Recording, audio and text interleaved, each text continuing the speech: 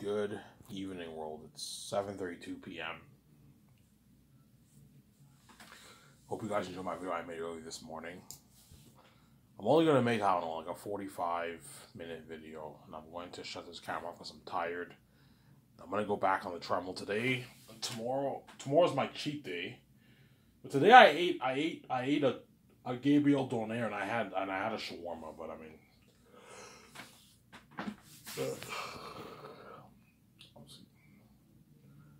I'll probably lose 6 pounds probably early September. So maybe I'm a bit off in my prediction. As long as I lose 6 pounds maybe around September 3rd, September 4th, I still achieve my goal.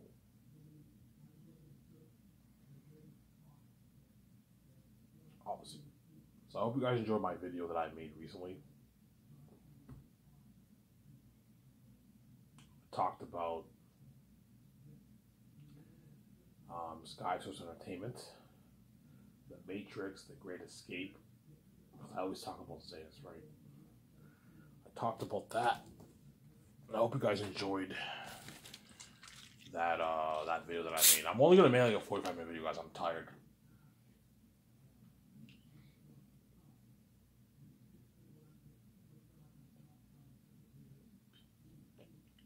I'm sorry. I'm fucking tired. I am tired. Do you work tomorrow, Ivan? I don't know. I don't know if I work tomorrow. I think my boss will text me if I work tomorrow. He just told me you're off. He just told me you're off. You're off Wednesday. He didn't tell me if I'm working Thursday.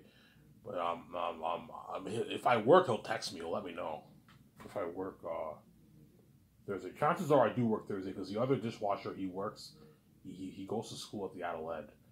And the boss doesn't want to do dishes like 4 days a week. That's why he makes me work, obviously, all week because he's lazy. Yeah.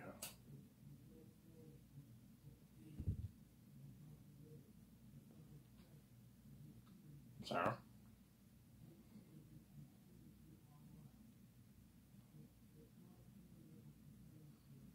Yeah, my Scarces company will be top notch. You guys have no idea how top notch it is, but you'll see how top notch it is when you see my documentary. You're going to see the behind the scenes of how top notch my company is, like Incredibles. Unheard of $300 million jet, unheard of yacht, unheard of property. The Gran Turismo look-alike property, man, for my studio lot. Me and VJ studio lot, something beautiful, yeah, man.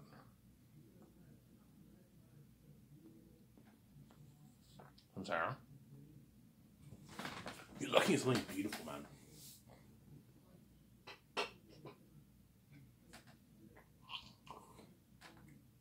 Yeah, so I did some research.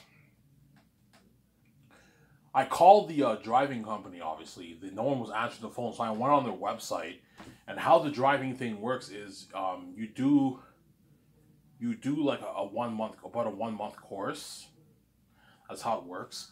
And then if you pass the course after 1 month and your theory test, obviously, you get your learner license. And when you get your learner license, you can drive your bike on your own for 11 months. And after 11 months, you can go for your official license. Obviously. But when you get your learner license, you can drive the bike on your own. Whereas when you get a car license, you have to be accompanied by somebody if you get your learners. If you get your bike license, you don't have to be accompanied by anybody if you get your learners after a month. You can drive your bike on your own for 11 months, but you have a curfew. You can't drive it past midnight. From midnight to 5 in the morning. So pretty much you can drive your bike from 5 in the morning to 12 midnight when you get your learners. And it takes 1 month to do. That's why I think I'm going to end up... I think next paycheck I might end up what? Not this paycheck.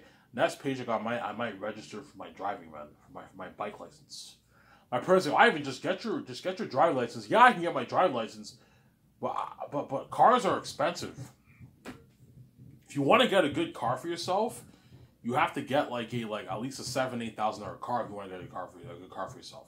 Whereas a bike, you can get a good $4,000 $5,000 bike. It's just, bikes don't break down as much as cars.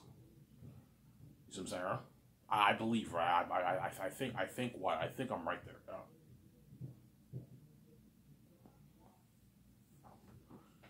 Yeah. I think I'm thinking of going for my bike license, man. How I'll probably get a cheap like $4,500 bike because I'm poor. All my paychecks that I get, I'll save a good chunk of my money, and then early next year I can buy my bike, a $4,000 bike, a used one. That way when I go on my dates, I have a ride, man. I have a ride, right? Yeah. I have a ride. Sarah? Yeah, I lose the weight. I'm 190. I look handsome as hell, like Jared Leto, and I have my own bike license. There's no point in me getting a scooter, right? Let's just scooter. I'd rather get a license, my transportation, get a bike. So now when I'm hungry and I crave Burger King, I can drive my bike all the way to Ottawa and get my Burger King. Yeah, man.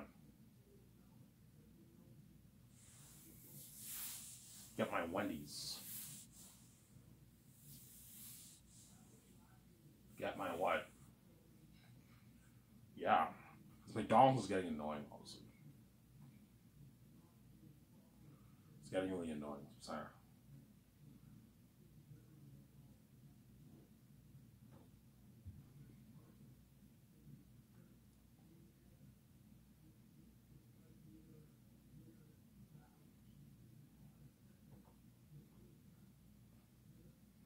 McDonald's is getting annoying. Yeah.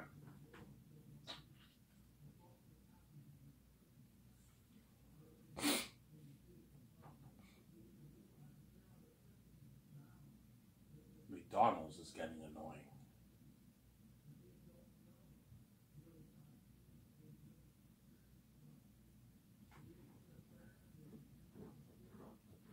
McDonald's is getting annoying. Yeah, I took a week off on the treadmill. I ate pretty good food. I've been eating pretty healthy food, but I did not go on the treadmill for like a week. That's why I'm going to go tonight. I don't know if I work tomorrow. The boss didn't text me, so if he doesn't text me, I'm not going to show up to work. I even wanted to try to work. I'm like, you didn't tell me I'm working Thursday. You just told me I'm off Wednesday. You know what I'm saying? But chances are I do work tomorrow. Because the other day, the boss only has 2 dishwashers working at the restaurant. Me and the other guy. But the other guy is a student. That's why I'm his full-time guy. That's why he always makes me work like 5 shifts a week. On average. I just hope I don't work 7 days straight again, man. Like he made me do this week, man. Yeah, I worked 7 days straight, bro. I was so tired. That's why he gave me Wednesday off. Yo, Ivan, you're off Wednesday. Because he knew I was tired. Yeah, I'm tired, man. Give me a fucking break. I work for 1 week straight, man. Wednesday to fucking Tuesday, man.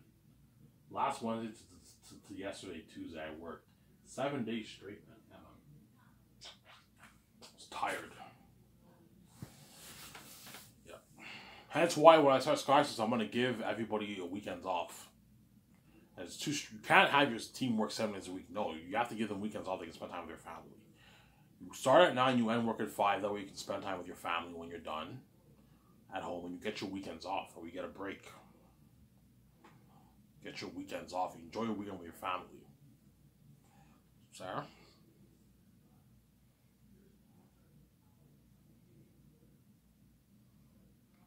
You enjoy your weekends with your family, obviously.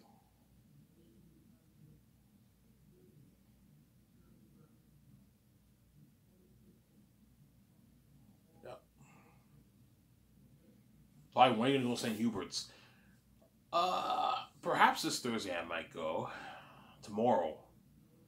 Tomorrow's Thursday. Tomorrow when I get paid, I'm going to, I might go to St. Hubert's. I might talk to some of the waitresses there. I hope they have a bar area. If they have a bar, I can chill at the bar area and talk to the if the chick is hot. If she's not hot, I'm not going to waste my time. I want to go for a chick who's pretty hot or hot. Because I'm into the hot chicks. I'm not into the non-hot ones. I'm sorry. There's many chicks who are hot, but some of them are just not my type. There's other hot chicks at Cocoa Fruit I can go for, but they're not really... Someone dropped something upstairs. They're not really my my types, Sarah. That's my point. That is my point, Sarah. Yeah. Are you gonna keep it secret, Ivan? Yes. I'm keeping everything I made a mistake talking about Emmanuel for like 2 months straight. How she'll be my girlfriend, all the stuff I want to do with her, and she ended up rejecting me. I made that error. I'm never doing that again. It's a bit creepy, but I did it to entertain you guys, obviously. She probably loves those. I love those videos. Yeah, she loved the videos, obviously. But what? She rejected me. Hence what? She told me just do date. She says I'm crazy for asking her on a date when she's 18 and I'm 31. I'm like, okay, yeah, I'm a little older than you, but you're an adult. You're of age. I'm legally allowed to date you. Sarah. Yeah.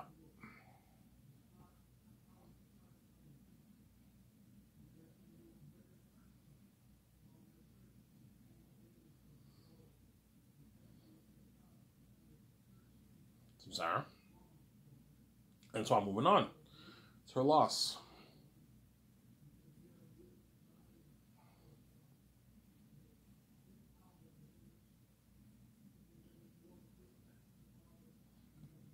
I'm moving on. It's her loss. I'm gonna lose this weight. I know how to look like Jared Leto. You know how Jared Leto looks now? Yeah, I look like that. Except I don't really have a beard. My beard is not really growing yet. It's growing, but it's not full grown. Like the Jesus look. I get the Jesus look when I hook up with VJ. Her blue triggers my my beard growth. Because VJ is my spirit, right? She's a spirit of God. So VJ is like my charger. When I have sex with her, she charges. VJ is what triggers the glowing beauty. She's what triggers me and her flying if we fly. She's what triggers me and her staying out forever. She's my spirit. She's the spirit of God. Obviously. In the Bible, the spirit of God's the one that breathes life into Adam. And Wyatt. And Eve. The spirit is the life giver. All three persons of the Trinity are the life givers, but the spirit is known as a life giver, obviously, in the Bible. VJ is like the life giver, obviously. She's my spirit. She's like charges me up. You know, and I have sex with her, and I get the glowing beauty, and I get the beard. My beard starts growing. I get the full grown beard. I'm like, holy shit! I don't know what it's like to have a full grown beard. Yeah, Ivan, just in the mirror. Ivan, your beard's growing. You know what I'm saying? She said, Ivan, look at her eyes. I'm like, what? He said, our eyes are glowing, Ivan. I'm like, really? Yeah, Ivan, come, look in the mirror. See for yourself. You know what I'm saying? I'm like, what? She said, Ivan, look at her eyes. Her eyes are glowing. My eyes are like glowing brown. Her eyes are glowing brown. Ivan, look at our skin. Look at our hair. Our hair is glowing, Ivan. You know, I said, Ivan, your beard's growing. I'm like, what? Yeah, Ivan, look at your beard. It's growing. And I get the full-grown beard. Like, Jesus, like, Ivan, what kind of beard? Yeah, like Jim Caviezel and Passion Christ, a beard like that, man. I get this full-grown beard. I look very handsome when I get the full-grown beard. Sexy as hell. Yeah. You know what I'm saying? Yeah, man. And Vijay looks smoking hot with the glowing beauty. The glowing hair. I'm like, damn, my wife's hot. You know what I'm saying? Yeah. Damn, son. Yeah.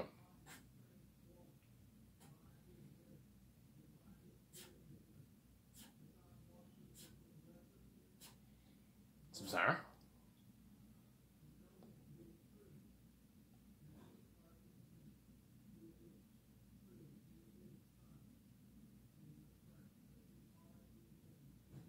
You hear the noise of watching Christian stuff upstairs.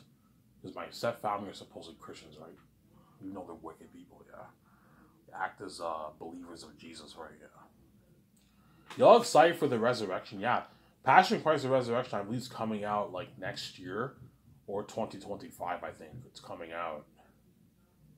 The sequel. I'm so gonna watch that on theaters. The Passion of Christ the Resurrection. I am so gonna watch that. I'm excited for that. I'm definitely gonna watch that movie. That's why I think Mel might be the guy instead of Peter. I'm gonna watch Resurrection. I'm gonna see how good that movie is. If it's a fucking masterpiece and it's better than even the first one, I'm like, yeah, I think I'm gonna go for Mel. I think Mel might be the better director Peter will bring my fast to life, but I think I'm going to go for Mel. I like talking about Peter more, but I might end up choosing Mel to direct my Xehanort story. Because the fantasy world, I will help Mel. I will help me, Guillermo Toro, and VJ are going to help Mel build the world of Xehanort. Of the Last of Xehanort one movie, right? Yeah. You know what I'm saying? Yeah, as long as we can get the fantasy world right, obviously, then Mel just does his thing. I believe Mel and Peter are gonna make masterpieces. The question is, which movie, whose version, whose interpretation is better? Ivan, what's your heart telling you? Something tells me, don't hate me, Peter, Mel Gibson's interpretation will be better than Peter's. I think Mel's gonna tell the more powerful story. He's gonna push the horror of Eritrea to even a deeper level. Peter will have Eritrea be a horrific devil, but I think Mel will push it to another level. Whereby he's so scary. You know, he's Ivan, like for Passion of Christ, I only put like $10 million towards visual effects, Ivan. Passion of Christ was made for $30 million, guys. Obviously. My guess is a good maybe $12 million went towards visual effects for that movie. And everything else went towards the crewman. The crewman probably got shitty money, probably like $20K or something like that for that movie.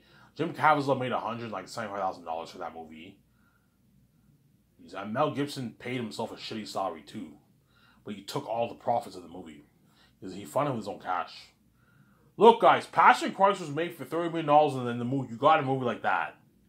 Still fucking amazing movie. Well, imagine putting $1.2 billion towards Xehanort, man. That's something I've heard of.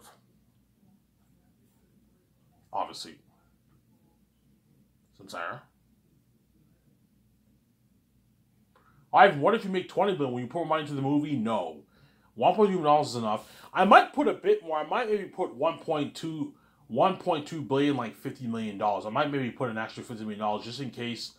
Because I want $200 million average for each of the 3 volumes. I might maybe put 1.2 plus maybe $50 million, an extra $50 million. 1.2, $50 million just to add more money for visual effects.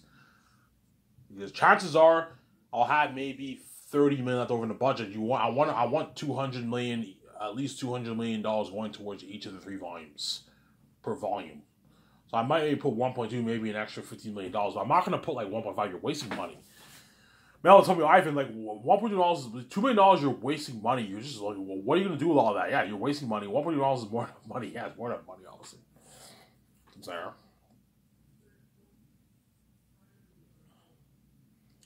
Yeah.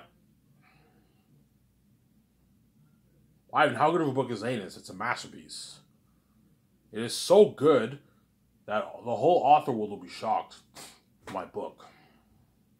They're going to be shocked. Like Brandon Sanderson, Bradley Durfee, they're all authors. They're going to be shocked by my Xehanort story. J.K. Rowling, Stephen King, they're going to be shocked. Holy shit, Ivan wrote this, man? They're like, yeah, holy shit, Ivan's a talented storyteller, man. Like, he makes us authors look bad, yeah. He makes our stories feel bland. Because my story is so special. Yeah, it's an amazing story, man. All the Hollywood actors will be shocked. All the actors' names will be shocked. Peter Jackson, Mel Gibson will be shocked. That's why they're going to want to get their hands on that story so bad. You're going to see how hard they're going to compete with that job, man. Peter wants that, I want to direct, I want to get my hands on this story. Mel's like, I want to get my hands on this story. Because he knows I'm going to give them an unlimited budget. $1.2 billion budget movie, man. You have Eritrea, who's the king of the south. Imagine this, you have like 2 worlds, right? You have the north is holy terrain. You have the south is cursed terrain. Eritrea is the king of that region, and all the demonic animals live in the south. Everything associated in the south is cursed. Animals, atmosphere, the air, all the animal beings in the south are all cursed beings. Why are they cursed? You'll see what I mean when you read the book. I don't want to spoil the story for you. The Southrons live in the south. So the Saphians and the Syrians, the blacksmiths and the farmers, they all live in Eretat's territory. But Eretat does not rule the humans in the south. It is his territory, but he doesn't rule them. That's my point, Samsara. If I had a thing where Eretat ruled the humans, it'd be stupid. No, I'm not going to do that. Eretat rules the south. He rules Barak, obviously, and the south is his territory. but the humans happen to live in this territory, but he doesn't rule the humans. Eli is leader of Sapphius, and the Syrians have their own customs and everything. But it's still Eretat's region. He's the king of that region, so that's my point. Look at a masterpiece. And then Tactius I, he's the king of the north and the king of Zanus. He rules the north and he rules Zanus. Obviously. Yeah. Ivan, does Tactius I have authority over the Syrians and the Sapphians? Yes, he does. Why? I don't want to spoil a story for you. See, when you read the history, I don't want to spoil a story for you. Does he have authority over the wolves? No. The wolves do not respect the Eretat hates Tactius I, and Tactius hates Eretat. They don't like each other. But in terms of the Sapphians and Syrians, the Northerns, the Zanians have authority over them. I don't want to spoil a story for you. See what I mean when you read the book. Obviously. So whenever a Northern comes down to the south, obviously, the Syrians and Sapphians, they even though they don't like them, they what?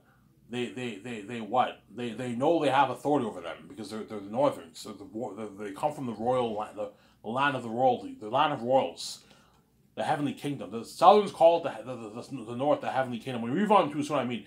The Southerns call the north the heavenly kingdom. A lot of stories were told about the south, about the north, how beautiful it is. Samsara. Yeah, look at that masterpiece. And Tactius, he's the son of Tactius I. He's the prince of the north, and he's the prince of Zanus. And his mother, Queen Sarah, is the queen of the north and the queen of Zanus.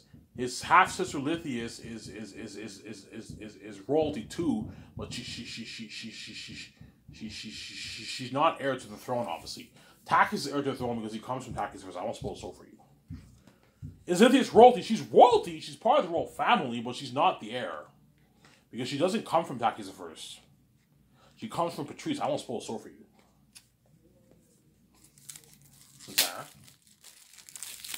I was looking at a masterpiece. Remember that picture I showed you with Idris Elba? Yeah, I think something like that for Idris Elba. He's a king of the north. He looks like me, yeah.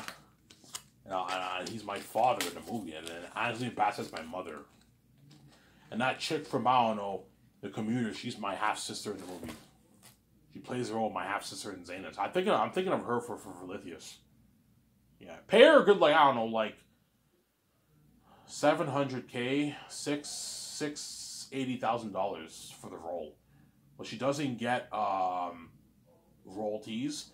She doesn't get merch money either because Lithius won't be featured in the merch.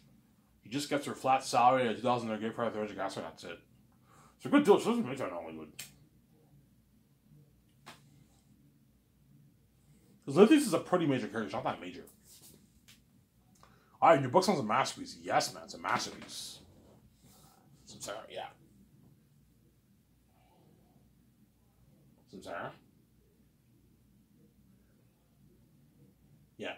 And Ephesus is the king of the mountains. The Gilead Mountains in the south, and the king of the Gilead city in the south. So you have three kings. You have the Zanian king, you have the king of Zanus, the king of Barak, and you have the king of Gilead. You have three lines of kings, and you have a history with those three races of beings. Obviously, I don't want to spoil this over you. That's why I wrote a masterpiece. Ivan, is your history in depth? It's in depth enough for you to grasp the story, but I don't really give much super. I don't go too in depth about the history of the past. But you'll see what I mean when you read Volume 3. There's enough history in there for you to what? To understand the story, obviously. And that's why I told you can easily make prequels from the history from Zanus, which I'm not going to do, obviously. If you read the book, you can easily make a prequel about Tactius I, about Zendus, about all those guys. About Eretat's father, about all those guys, but I'm not going to do that. After Zanus, I'm done. The best thing to do for Zanus is just leave the story alone, don't touch it. Don't make prequels. You might ruin the story. Samsara. That's why Peter one of you guys has my story. Mel. One of you guys had my story so bad. Yeah, man. You wrote a fucking masterpiece. Yeah, man. I wrote a masterpiece, obviously. The Southerns know about Eretat. Yes. The Southerns know about Eretat, but they've never seen him before. No, not until Tactius' generation they see him. I don't spoil so for you, because Tactius' generation is Lucky generation. Aratat did not. The wolves did not decide to mark the lands until Tactius' generation, because Tactius is generation is the Lucky generation. That's all I'm gonna say. I won't spoil so for you. You'll see when I read the book. Samsara.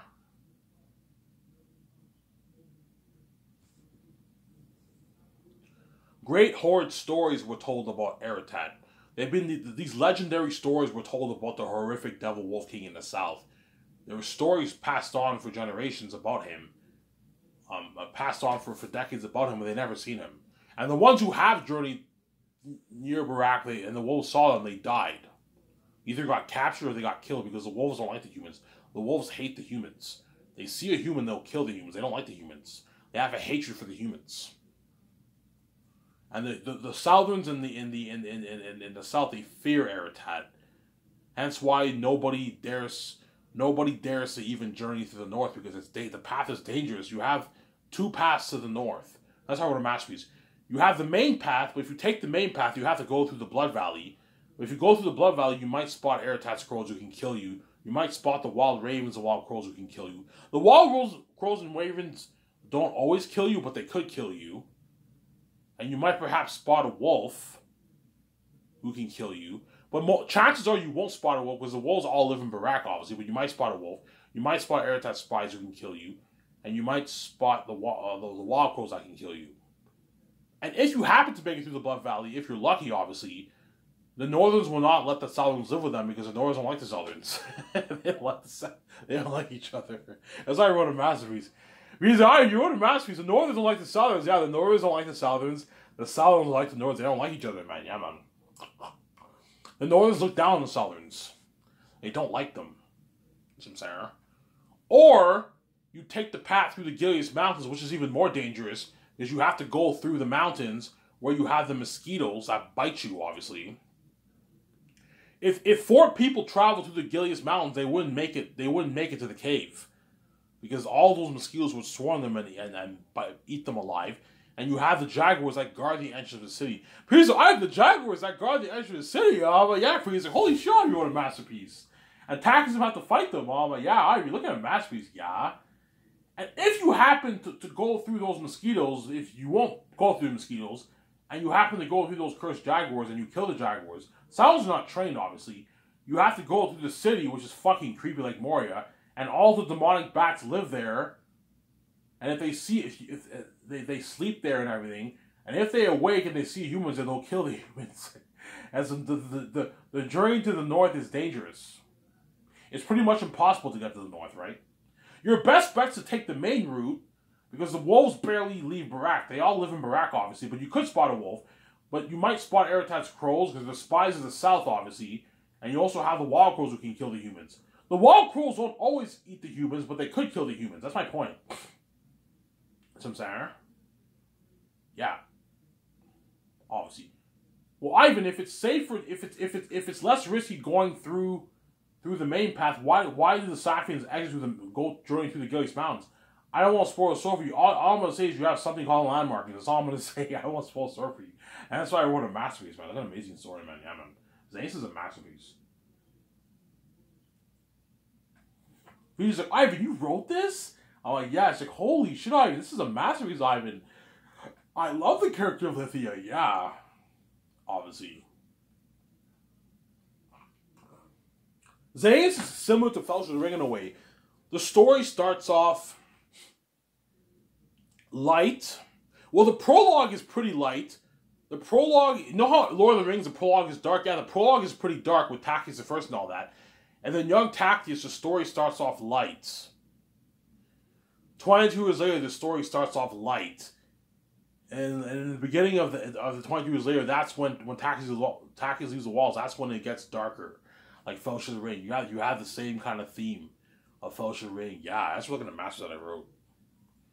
Book worth billions, guys. Amen. Masterpiece. The ones I read, I'm like, I can't believe I wrote this, man. I'm fucking gifted. Yeah, I'm a gifted man. God gave me a gift. You guys will see how amazing my book is when you read it, man. I wrote a masterpiece. Yeah. You also have the cursed devil ancestors of the south, and the holy ancestors of the north. All I'm gonna say, I don't want to spoil the story for you. I do not want to spoil the story for you. That's all I'm gonna say. I don't want to spoil the story for you, obviously. I wrote a masterpiece, guys. Yeah, man. I wrote a masterpiece. A book worth billions. Hence why if you put 1.2 billion, hence why for a story like that, if you want to bring that world to life and the war and have everything be devils, you gotta pour like $1 billion towards. That way you have demonic be like literal devils. Man, I don't know what I'm doing.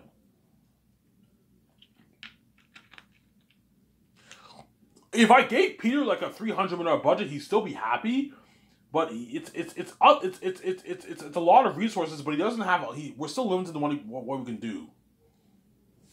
He'll be pissed off, Peter, if I gave him $300 million. If I gave him $300, he'd be pissed off. Ivan, like $300 million is a lot of money. I have to pay the actors way less, and I have to pay the crewmen like $50K. I won't be able to afford to pay them $50K. I know what I'm doing. You pay the crew $150K, and the actors with money, they're all going to work harder for you. You're going to get a better movie. You pay the visual effects team $2 million, the supervisors, and the main guys $170K. They're going to work hard for a year and a half of editing, man. All the departments are going to work really hard for you. And you give them a $600 million budget towards visual effects. They're going to work hard for you, and you're going to get an amazing movie. And you feed them those urges to Faye and do like once a month parties. Yeah.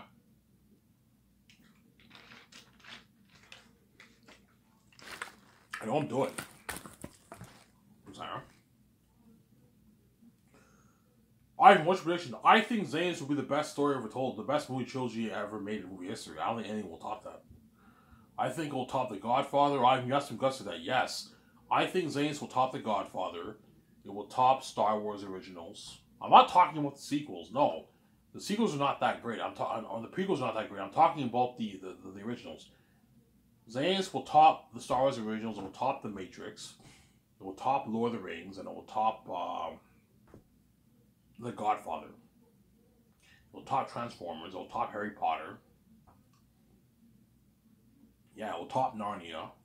Narnia was not that good, right? The first movie was good. The first movie was really good. Second movie was pretty good. I enjoyed Prince Caspian more on theaters. It was more entertaining. But as I came to watch it more and more, I grew to like the first one better. The Lion, Witch, and Wardrobe was better than Prince Caspian. Prince Caspian was all over the place, and they strayed away from the book, man. It's nothing like the book. Whereas the first movie, they followed the book more. I read both Prince Caspian and Lion, Witch, and Wardrobe like a couple times in my life, and the movie it was not similar to the book at all. Whereas Narnia, the first one, Lion, Witch was pretty similar to the book, obviously. But in those movies, yeah, man, Schmeckhammer.